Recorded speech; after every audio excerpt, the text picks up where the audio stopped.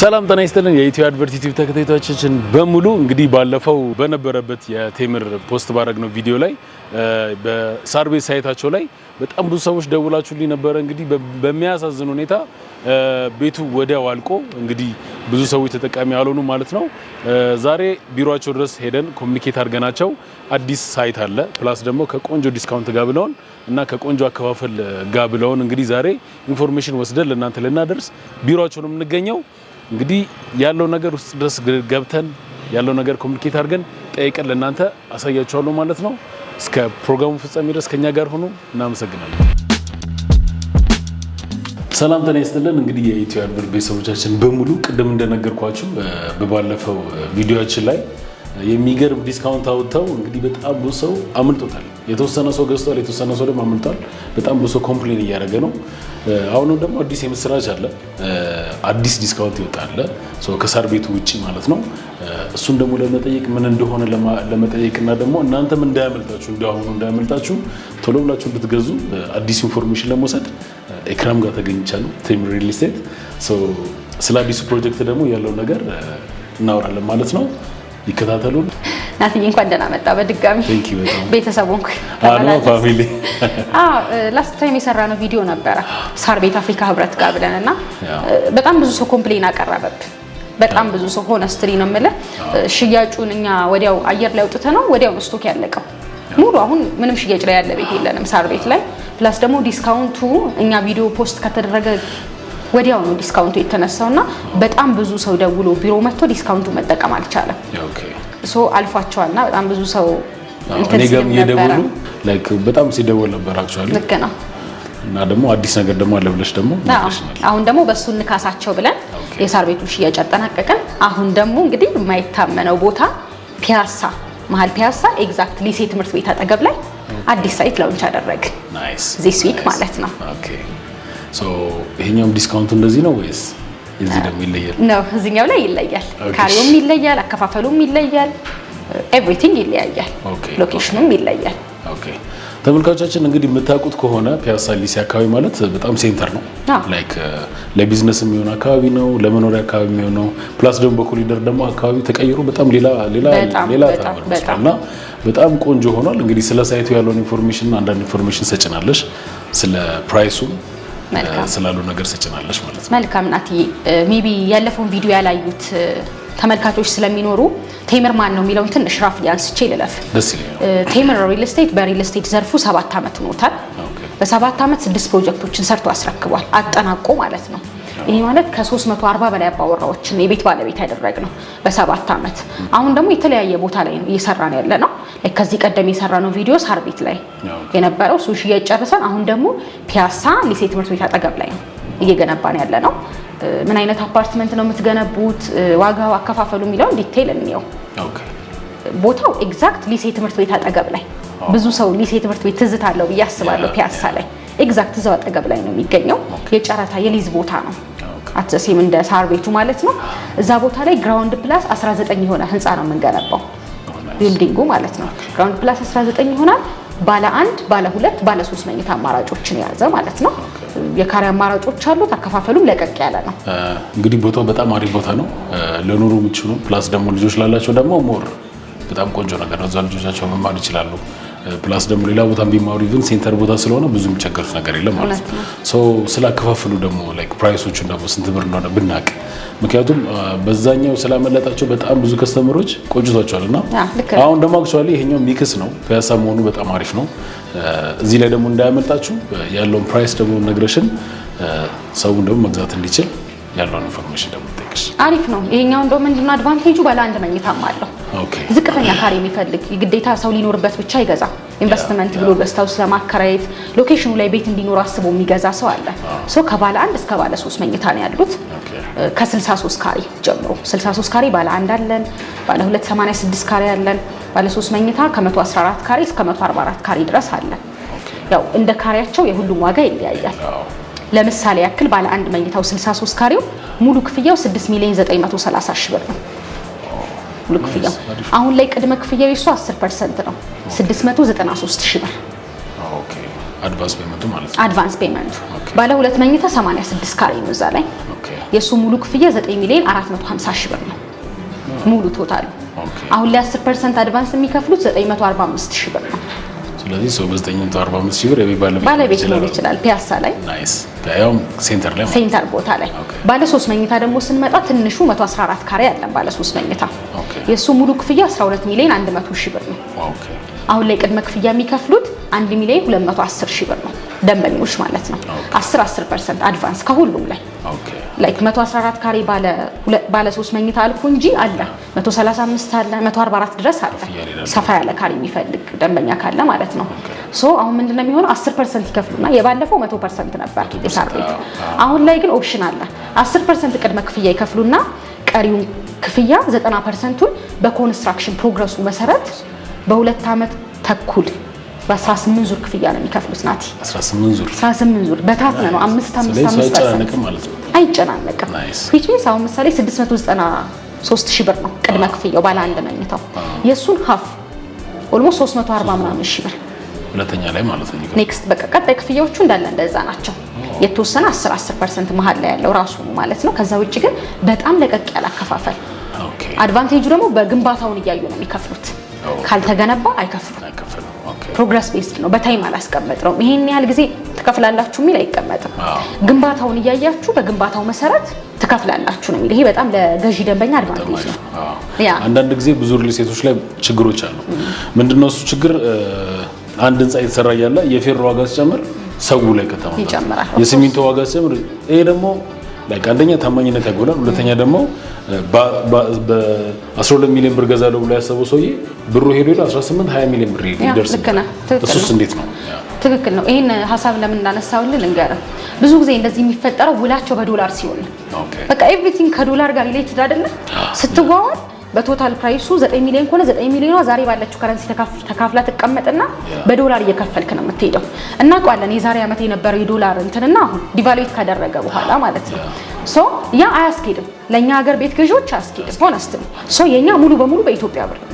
ምንም አይነት የዶላር ንክኪ የለውም። ኮንስትራክሽን ማቴሪያል ቢጨምር ምንም እንደውም ጥያቄዎች ይነሳሉ። ለጽድቅ ነው ወይ የምትሰሩት? ኮንስትራክሽን ማቴሪያል ከጨመረ እናንተ እንዴት ነው በብር ያለ ኮንስትራክሽን ማቴሪያል ጭማሪ የምትሰሩት? እኛ መጀመሪያ ህንጻውን ምን ያህል ብር ያስጨርሰናል የሚል ሪሰርች ሰርተን የተነሳ ነው። ሲቀጥል እያንዳንዳቸው ደንበኞች የሚከፍሉትን ክፍያ ወስደን እቃ ላይ ነው የምናስቀምጠው። ማቴሪያል ላይ ጨመረ አልጨመረ እኛ ላይ ምንም እንትን የሚለው ነገር የለም። ሰው ሙሉ በሙሉ በኢትዮጵያ ብር በ9 ሚሊዮን ብር ከገዛ 2 አመት ተኩሏን 9 ሚሊዮን ብር እየከፈለ እንግዲህ ሰጠሽን በጣም የሚገራርም ኢንፎርሜሽን ሰጠሽናል። እንግዲህ ተመልካቾቻችን እየሰማችሁ ነው ብዬ አስባለሁ። ይሄኛው ሳይት በምንም ታምር ላይ መርጣችሁ አይገባም። እንግዲህ እኔም ልገዛ እችላለሁ። ሚስተር ነው። እሺ ወደ ቀጣይ ደግሞ ላይክ ለተመልካቾቼ በደንብ ብሪፍ እንዲሆናቸው የምፈልገው ነገር የዴሊቨሪ ችግር በጣም አለ ብዙ ሪል ስቴት ላይ ማለት ነው። አሁን 1 አመት 2 አመት 3 አመት ይባልና 6-7 አመት ድረስ ይከናል። ይሄ ማለት ሰው በሚፈልግበት ጊዜ ያ ነገር ካላገኘው ዋጋ የለውም ማለት ነው። አክቹአሊ መንግስት የሚያስገድደው ነገር አለ አይነው አውቃለሁ። መንገድ አሁን ባለበት የኮንስትራክሽን ስርዓት እንደፈለጉ ሰው ልገንባው ምናምን የሚባለው ነገር የለም። ግን ደግሞ ይሄ ደግሞ ሊሆን የሚችለው በመንግስት ጫና ብቻ ሳይሆን በሪል ስቴቱም ደግሞ ብቃትና አሰራር ነው። ሶ ይሄ ነገር እንዴት ነው ዴሊቨሪ ላይ እንዴት ናችሁ እናንተ? መልካም ብዙ ጊዜ ምን እላለሁ መሰለ ቤት ሲገዛ ስፔሻሊ አንደር ኮንስትራክሽን ሳይት ሲገዛ ገዢ ደንበኛ አንዳንዴ ርካሽ መሆኑን ብቻ ማየት የለበትም። ማን ነው ከማን ድርጅት ነው እየገዛው ያለው? ካምፓኒው ማን ነው? ባክግራውንዱ ምንድነው? በጣም አንጋፋ የምንላቸው ሪል ስቴቶች እኮ አሉ 5-6 አመት ሽጠው ማስረከብ ያቃታቸዋል። እስቲ ማን ነው ያስረከበ ድርጅት ነው ወይ? በጣም ይሄ መጠናት መቻል አለበት። እንደ ቴምር ከመጣ ቴምር ኢቭን ከተመሰረተ እኮ 7 አመቱ ነው። በ7 አመት ውስጥ 6 ህንጻ ነው ያስረከበው። 6 ቢልዲንግ 340 በላይ ቤት ያለ ምንም ዴሊቨሪ ጥያቄ ኢሹ በላቀ ጥራትና ፍጥነት በ7 አመት ውስጥ ሰርቶ አስረክቧል። 340 አባወራዎችን የቤት ባለቤት ያደረገ ድርጅት እኮ ነው ቴምር። ፕላስ ደግሞ ራሱ ነው ኮንስትራክሽን ካምፓኒ ከውጭ አምጥቶ ብዙ ጊዜ ሌቲንግ የሚፈጠረው ከውጭ ኮንስትራክሽን ካምፓኒ ስታመጣ ነው። ራሱ ነው ኮንስትራክሽኑ የሚገነባው። ሶ ዴሊቨሪ ላይ በደንብ እንደ ኢሹ የሚነሳው በቃ ድርጅቱ ማን ነው የሚለው ሰው አንደርስታንድ ስለማያደርገው ነው። ፕላስ እኛ ምን መሰለ ትልቁ አድቫንቴጃችን አንዳንድ ቢልዲንግ ነው የምንገነባው። ሳር ቤት ላይ 1 ብሎክ ነው፣ ፒያሳ ላይ 1 ብሎክ ናት። 2 አመት ተኩል ከሆነ እዛች ላይ ብቻ ስፔሲፊክ እንትን ብለን የምንሰራው ኮምፓውንድ አይደለም። 60,000 ላይክ 40,000 ኮምፓውንድ አይደለም። ኮምፓውንድ ሲሆን ግዴታ ያንተን ቤት ብቻ ለይቶ አያስረክብህም ድርጅቱ። ሙሉ የ60 ሺውንም ካሬ ላይ ያረፈውን ፋሲሊቲ አሟልቶ ኦልሞስት ብዙ ሺህ ቤቶችን ሙሉ አጠናቆ ነው ማስረከብ ያለበት። ለዛ ነው ሌት የሚሆነው። አንድ ቢልዲንግ ሲሆን ፕላስ ኮንስትራክሽን ካምፓኒው ራሱ ሲሆን ፕላስ ከዚህ በፊት ሰርቶ ያስረከበ ድርጅት ሲሆን ምንም አይነት ኢሹ አይነሳበትም። ፕላስ ደግሞ የኛ ጋር ስትመጣ የሊዝ ቦታ ሲሆን መንግስት ጣልቃ የሚገባበት ሳይት ሲሆን ምንም አይነት ኢሹ አይነሳበትም እና ጋራንትድ ነው። ስለዚህ ተመልካቾቻችን እንግዲህ የዴሊቨሪ ነገር አያስገድዳችሁም ብዬ አስባለሁ። ማለት የሚያሳስብ ነገር የለም ማለት ነው። እንደነገርኳችሁ በመንግስት ደረጃ ያለው ነገር አለ። ፕላስ ደግሞ ከተመሰረተ 7 ዓመት ላይክ 6 ቤቶችን ማስረከብ ማለት which is በጣም ትልቅ ነገር ነው እና በዚህ ሀሳብ አይግባችሁ። ብዙ ጊዜ እኔ ለደንበኞቼ አንድን ቤት ከማቅረቤ በፊት ብዙ ጊዜ የሚጨገኝ ማለት እርግጠኛ የሆኑ ነገሮችን ማቅረብ ፈልገው እና አንደኛ ዴሊቨሪ ላይ፣ ሁለተኛ ደግሞ ቀደም እንደነገርኩሽ የሂሳብ አከፋፈል ላይ በጣም ሰው እንዲጉላላም አልፈልግም። ሶስተኛ ደግሞ እንዲያውቁ የምፈልገው ደግሞ ስለ አካባቢው ደግሞ እስቲ ስለ አካባቢው ነገር ሞር ከኔ በለጠ ያለሽ ያስባለሁ።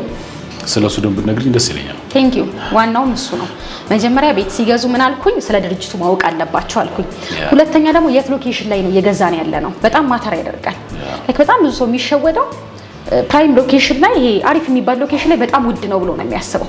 ሰው ይሄ ዳሩን እየሄዱ ነው የሚገዙት ወደ አያት ወደ ጀሙ አብዛኛው ሰው የሚገዛው ለምን በቃ መሀል ከተማ ከሆነ ውድ ነው የሚል ሜንታሊቲ ስላለን ማለት ነው። ላይክ አሁን እኮ ነው ፒያሳ ላይ ብዬ ጠቀስኩልህ ዋጋ ከአያትና ከጀሙ በተሻለ አሪፍ የሚባል ዋጋ ሆነስትሊ ሰው ከብር አንፃር ስለሚያያይዘው ነው እንጂ ቤት ስትገዛ በጣም በጣም በጣም ዋናው ፖይንት ሎኬሽን ምንም ኢሹ መሆን የለበትም። ምክንያቱም ልትኖርበት ትችላለህ። ስትኖር ኤሪያው ምን አለ ለመኖሪያ ምቹ ነው ወይ? ትምህርት ቤቶች፣ ቤተክርስቲያኖች፣ ከምንም በላይ ደግሞ ለመንገድ ቅርብ ነው? የትራንስፖርቴሽን ክራውድድ ነው ወይ? የፈለከው ቦታ ላይ ብድግ ብለህ መሄድ የምትችልበት ቦታ ነው ወይ? በጣም ማተር ያደርጋል።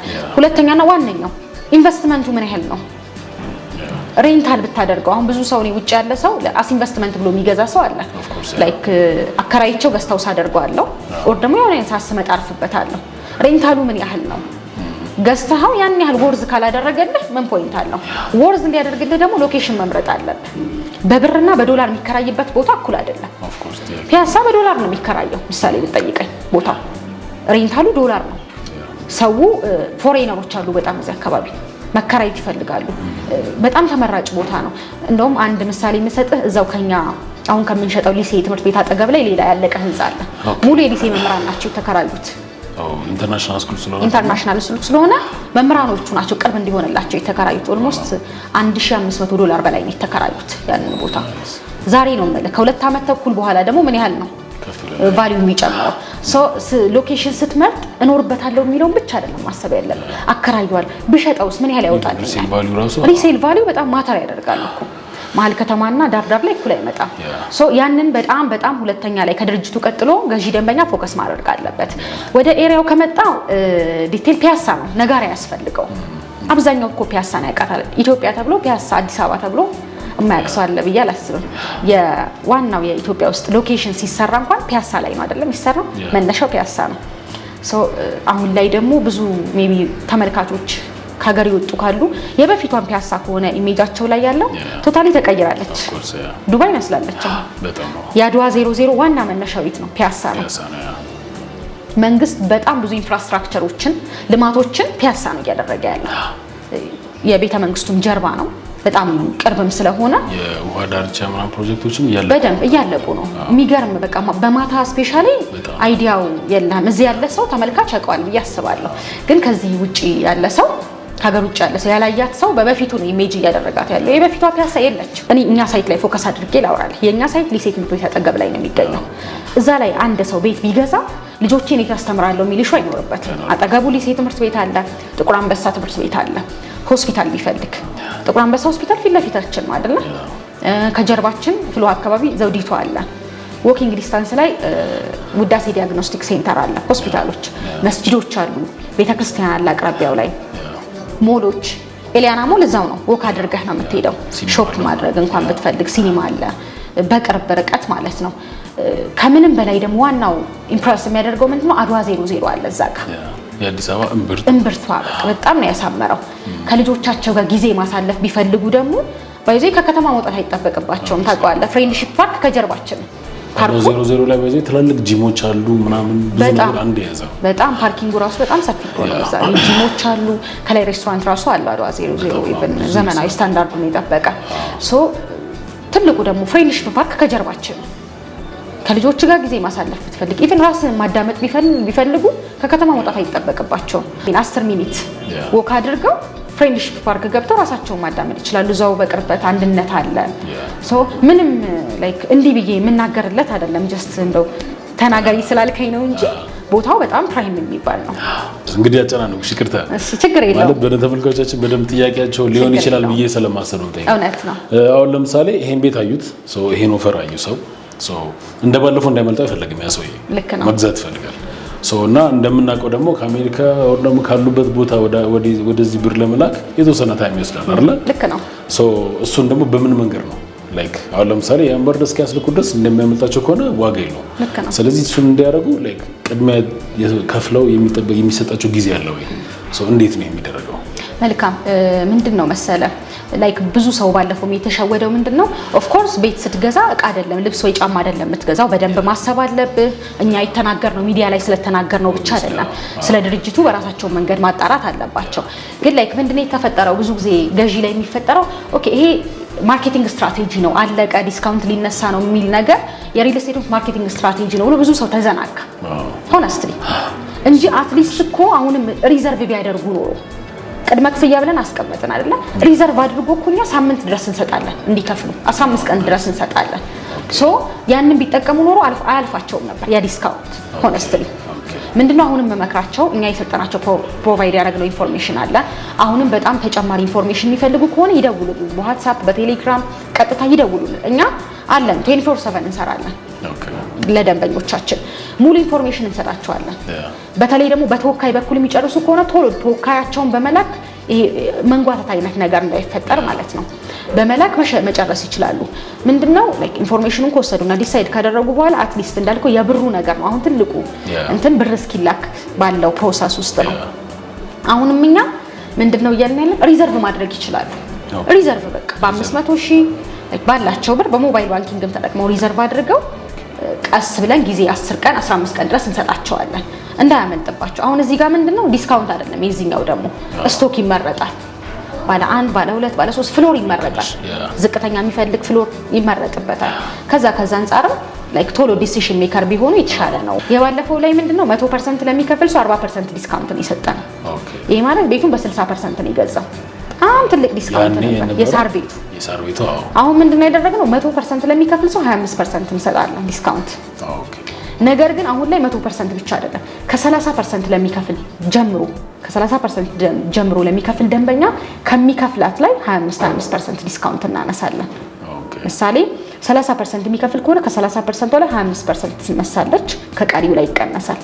50%ም ከከፈለ ከ50% ላይ 25% ከ50% ላይ 25% ነው የሚቀነሰው እናነሳና ከቀሪው ላይ ነው የምንቀንሰው ከዛ ገና ከሚከፈለው ላይ ያ 30%ም ከከፈለ ከ30% ላይ 25% እናነሳና ከቀሪው ላይ እንቀንስለታለን። ስለዚህ ከሚከፍለው ላይ 30% የካልኩሌት ይደረግና ያቺ 30%ቷን ከዋና ቤት ላይ 25% ከዛኛው ላይ እንቀንስለታለን ማለት ነው። ስለዚህ የሰውየው አድቫንቴጅ የሚያገኘው ሞር ገፋሩ በገዛ ቁጥር በደንብ አድቫንቴጅ አለው። ግን ከረንትሊ አሁንም በ10% ብቻ መግዛት ይችላል ቤት ስቲል ይችላል። መግዛት ሁለት አድቫንቴጅ ነው ያለው ማለት ነው።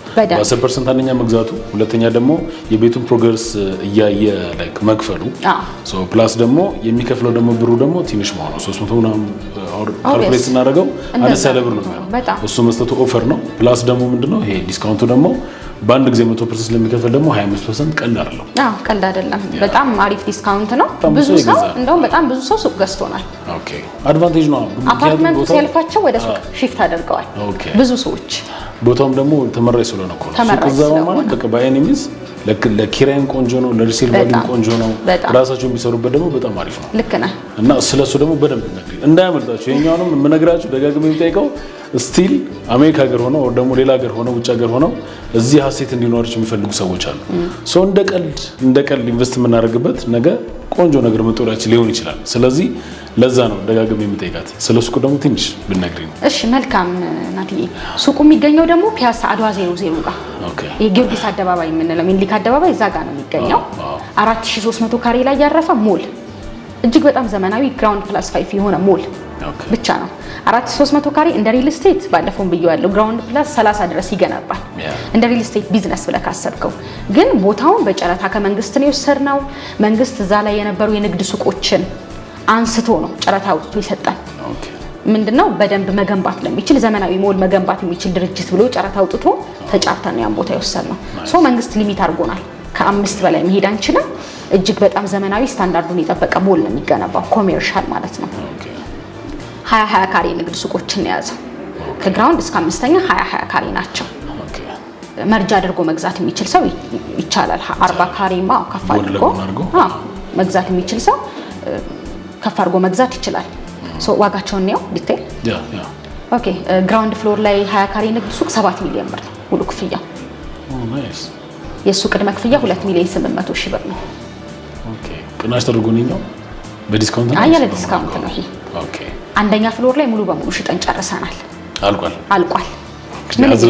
ኢቭን የሚገርመው ሁለተኛ ፍሎር ላይ አሁን በዚህ በሁለት ቀን ውስጥ ለሚመጣ ሰው ነው እንጂ የለንም። ስቲል እስከ 5 ድረስ ነው አይደል? G+15 ነው አይደል? 5 ድረስ ቢሆንም ባይዘይ ንግድ ኤሪያ ስለሆነ ምንም ኢፌክት የለውም። ምንም ሞል ነው። ምክንያቱም ሞል ስለሆነ አንደኛ ፊት ለፊት ስለሆነ ገብታ አክሰስ የምታደርገው ውስጥ ነው። አክሰስ ስለሆነ ከባድ ነገር ስላልሆነ ስቲል ቆንጆ ነው እስከ 5 ድረስ። ሁለተኛ ላይ ያው እያለቀ ቢሆንም ስቲል መጨረሻ ላስት ታይም ላይ የሚመጣ ሰው ካለ 4 ሚሊዮን 800 ሺህ ብር ነው ሁለተኛ ፍሎር ላይ። ሙሉ ክፍያው ቅድመ ክፍያው 1 ሚሊዮን 500 ሺህ ብር ነው። ሶስተኛ ፍሎር ላይ ሙሉ ክፍያው 4 ሚሊዮን 200 ሺህ ብር ነው። የሱ ቅድመ ክፍያው 1 ሚሊዮን 200 ሺህ ብር ነው። አራተኛ እና አምስተኛ ላይ ደግሞ ሙሉ ክፍያቸው 3 ሚሊዮን 900 ሺህ ብር ነው። የሱ ቅድመ ክፍያው 900 ሺህ ብር ነው። ሶ ይሄን ቅድመ ክፍያ ይከፍሉና ቀሪውን እንዳልኩ በኮንስትራክሽን ፕሮግረሱ በአንድ አመት ተኩል ይሄን በፕሮግረስ ነው የሚከፈለው። በፕሮግረስ ነው በአንድ አመት ተኩል ነው። የአፓርትመንቱ መረከቢያ ጊዜ 2 አመት ተኩል ነው። የንግድ ሱቁ መረከቢያ ጊዜ 1 አመት ተኩል ነው። በአንድ አመት ተኩል ይከፍላሉ ማለት ነው። ቀስ እያሉ በተመሳሳይ በኢትዮጵያ ብር ነው፣ ምንም አይነት ዶላር ንክኪ የለውም፣ ይከፍላሉ ማለት ነው። ህንጻው 2 ቤዝመንት አለው፣ 4 ሊፍት አለው። በየፍሎሩ 16 ባዝሩም አለው አንድ ፍሎር ላይ። ባካፕ ጄኔሬተር አለው፣ የራሱ ትራንስፎርመር አለው። 2 ደግሞ አይ ቲንክ ቃሉን ልሳሳት ይችላል፣ ይሄ ኤክስክሌተር የተንቀሳቃሽ ደረጃ የምንለው ሞሎች ላይ የምናየው 2 አለው፣ ስታንዳርዱ መጠበቅ ስላለበት ማለት ነው። እሱን ያለው እጅግ ዘመናዊ ሞል ነው። ለሁሉም ቢዝነስ መሆን የሚችል በጣም በሰፊው ሬስቶራንት ፍራንቻይዚ የሆነ ነገር መክፈት የሚፈልጉ ግራውንድ ላይ መግዛት ይችላሉ፣ 5ኛ ላይ መግዛት ይችላሉ። ለቡቲኮች፣ ለቢዩቲ ሳሎን፣ ለጆለሪ ቤቶች፣ ለኦፊስ፣ ለኤጀንሲ ኦፊሶች ላይክ ፉድ ኮርት የምንለው ለሁሉም መሆን የሚችል ሌጋል ቢዝነስ ብቻ የሚሰራበት ዘመናዊ ሞል ነው እዛ ጋር የምንሰራው ማለት ነው። በደንብ ስታንዳርዱን የጠበቀ ሞል ነው የምንሰራው። ሌላው የሚገርምህ ነገር ባለፈውም ጠቅሼዋለሁ ብዬ አስባለሁና እኛ ባለፈው ሱቁን ከነገበያው ነው ዩዘር ይመጣ ነው ብዬ ነበረ። ላይክ እሱ ኮንሰፕት ምንድነው ሱቁን እየገነባን ነው ያለነው። ፊት ለፊቱ ላይ ደግሞ ኤግዛክትኛ ሱቅ ሞላችን ፊት ለፊት ላይ የአዲስ አበባ ከተማ መስተዳደር 15000 ካሬ ላይ ያረፈ መናኸሪያ እየገነባ ነው። ባይዘይ እሱ መናኸሪያ ያለቀ ነው ናቲ፣ ፊኒሺንግ እየጨረሱ ነው። እውነት ቤዝመንት አለው ፓርኪንግ፣ ከላይ ደግሞ የባስ የታክሲ መነሻ ተርሚናል። እሱ ያለው ኤግዛክትኛ ሳይት ፊት ለፊት ላይ ነው። ሶ ሱቁን ከነገበያው በደንብ መናኸሪያ ፍሎ ኑሮት ያዋጣሉ ለንግድ የሚል ኢሹ አይኖርብህም፣ ጥያቄ አይኖርብህም። ሶ ሱቁም ላይ በጣም ትርፋማ ነው የሚሆኑት ቢገዙ በደንብ በቃ ኮንፊደንሻሊ ነው መናገር የምችለው። በደንብ ሱቁ ላይ አዲስ አበባ ላይ ሱቅ መግዛት የሚፈልግ ሰው ከዚህ የተሻለ አያገኝም። እንግዲህ ተመልካቾቻችን ብዙ ጥያቄ ይሆንባቸዋል ብዬ የማስበውን ጥያቄዎች እንግዲህ ጠይቄያለሁ። በደንብ ጠያቂ ነህ በደንብ ምክንያቱም የተመልካቾች ጥያቄ ስለሆነ የግድ ማድረስ ስላለብኝ ነው። እንግዲህ ተመልካቾቻችን እንግዲህ ይሄ ምድል እንዳያመልጣችሁ በድጋሚ ያኛው እንዳመለጣችሁ ማለት ነው። ያው ኦፖርቹኒቲዎቹ ያከፋፈሉ ጉዳይ ፕላስ ደግሞ 25% ደግሞ ከነገና ቅናሽ አለው። ከነገና ደግሞ የሱቁ ጉዳይ ነው። ቅድም እንዳልኳችሁ ሀገሬ ላይ ነገር እንዲኖር እንፈልጋለሁ ብላችሁ የምታስብ ከሆነ ያ የምታስቀምጡት ነገር ሀሴትም ነው። ሶ ያ የተቀመጠው ነገር ደግሞ ብር ሜክ ማድረግ ከቻለ ከምንም በላይ ትልቅ ኢንቨስትመንት ነው። ሶ ይሄ ነገር እንዳይመጣ አቅም ያላችሁ ሁለቱንም ግዙ ላለው፣ አቅም ከሌላችሁ ደግሞ ወይ መኖሪያ ወይ ደግሞ የንግድ ቦታ ነው። ስቲል የመኖሪያው ስትገዙ የንግድ ማድረግ ትችላላችሁ። ንግድ አይነት ሴንስ ቅድም እንዳለቻችሁ ኢክራም አንድ ቤት ገዝታችሁ ገዝታውስ አድርጋችሁ መሸጥ ይችላል። እንትን ላይክ ማከራየት ሬንታል ኢንቨስትመንት ብዙ ጊዜ በጣም ትልቅ ኢንቨስት ነው እሱ ባይዘይ እና እንግዲህ ቦሌ ላይ ያለው የቤት ዋጋ የአፓርትመንት ዋጋ እኔ ነው የማውቀው በትንሹ ከ30 ሚሊዮን በላይ እንግዲህ ፒያሳ መሀል ላይ ደግሞ ከ6.9 ጀምሮ ማለት በጣም ትልቅ እድል ነው። እንግዲህ እንደነገርኳችሁ ርዕሱም ላይ ያለው ትክክለኛ ዋጋው ይሄ ነው። ፕላስ ደግሞ በአከፋፈሉ እንደነገርኳችሁ ፌሮ ጨመረ፣ ሲሚንቶ ጨመረ፣ ድንጋይ ጨመረ ተብሎ ብር አይጨመርባችሁ ማለት ነው። ባለቀበት ጊዜ ነው ላይ ያለው ነገር ፋይናል ፕራይሳችሁ በተነገራችሁ ነው ፋይናል ፕራይስ የሚያልቀው ማለት ነው። እንግዲህ ተመልካቾችን ይሄ እንዳያመልጣችሁ ከእኔ ከጠየኳችሁ ጥያቄዎች ባለፈ ጥያቄ አይምሯችሁ እስከፈጠረ ከእንደገና ደግሞ ይሄን መግዛት ብትፈልጉ ሌሎች ነገሮችን ከፈለጋችሁ ስክሪን ላይ በምትመለከቱት ስልክ እየደወላችሁ ኢንፎርሜሽን ማግኘት ትችላላችሁ። 24/7 ብላለች ሁሌም አሉ። ውጭ ሀገር ላላችሁ በዋትስአፕ በቴሌግራም እየደወላችሁ ቫይበር ላይ እየደወላችሁ አገር ውስጥ ላላችሁ ደግሞ ቢሮአችሁ ድረስ እየሄዳችሁ ያለውን ኢንፎርሜሽን በደንብ ማየት ትችላላችሁ። ሳይቱን ማየት ትችላላችሁ። እንግዲህ የሰሩትንም ቤቶች እንደ ምስክር እንዲሆናችሁ እየሄዳችሁ ሳይታችንን ማየት ትችላላችሁ ማለት ነው። እንዳያመልጣችሁ። ለበለጠ መረጃ ላይክ፣ ሼር፣ ሰብስክራይብ ማድረጋችሁን አትርሱ። ኤክሪ መጨረሻ ለምትይው ነገር አለ ሽግር ልስተሽ?